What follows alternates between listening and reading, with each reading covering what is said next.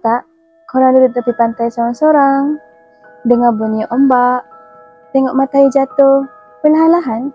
Kadang-kadang suasana tu buat kita terfikir betapa sabarnya laut ni. Setiap kali ombak datang menghempas, dia tetap tenang, tak marah, tak lari. Masa tu kita sedar, sebenarnya alam ni tengah mengajar kita tentang satu benda yang susah kita nak buat, iaitu kesabaran.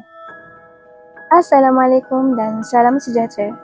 Hari ini saya nak sembang sikit pasal satu tajuk yang mungkin nampak simple tapi sebenarnya dalam maknanya, iaitu tajuk alam mengajar kita tentang kesabaran.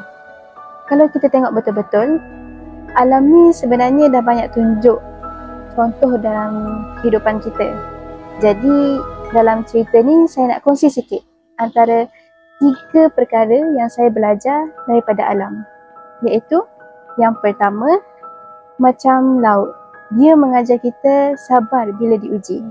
Yang kedua, sabar dalam proses, macam pokok yang tak tergesa-gesa untuk tumbuh. Dan yang ketiga, ialah sabar dengan perubahan, seperti siang dan malam yang silih berganti tanpa gagal. Yang pertama, sabar bila diuji. Bayangkan laut masa ribut, ombak kuat, angin kencang. Tapi bila semua dah reda, laut tu kembali tenang, tak marah dan tak dendam. Dalam hidup pun sama sebenarnya.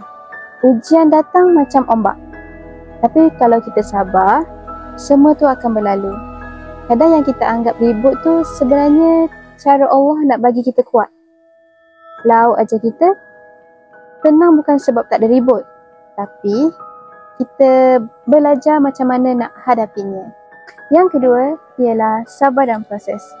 Cuba kita tengok pokok-pokok dekat tepi pantai. Dari benih kecil, dia ambil masa bertahun nak tinggi macam sekarang. Tapi dia tak tergesa-gesa. Alam ajar kita, tak semua benda datang dengan cepat. Tapi kita haruslah usaha. Walaupun hasilnya belum nampak, sabar itu adalah kuncinya. Pokok tu pun tak terus berbuah, tapi bila tiba masanya, hasilnya sangat manis. Begitu juga kita.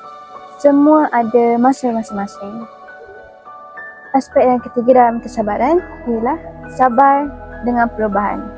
Seperti siang berganti malam, matahari naik dan jauh setiap hari. Tapi semuanya ikut aturan. Alam ni tak pernah berhenti, cuma berubah perlahan-lahan. Hidup pun sama. Kita takkan selamanya di atas dan takkan selamanya di bawah.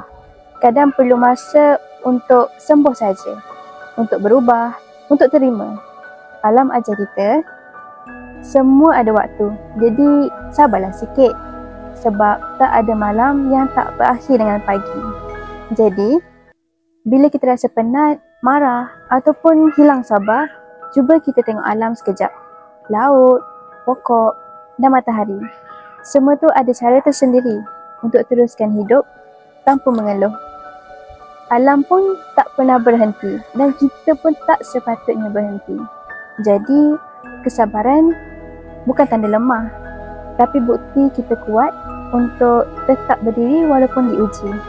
Belajarlah dari alam, sebab kadang yang paling diam tu ialah guru yang paling banyak mengajar kita. Itu saja daripada saya. Sekian, terima kasih.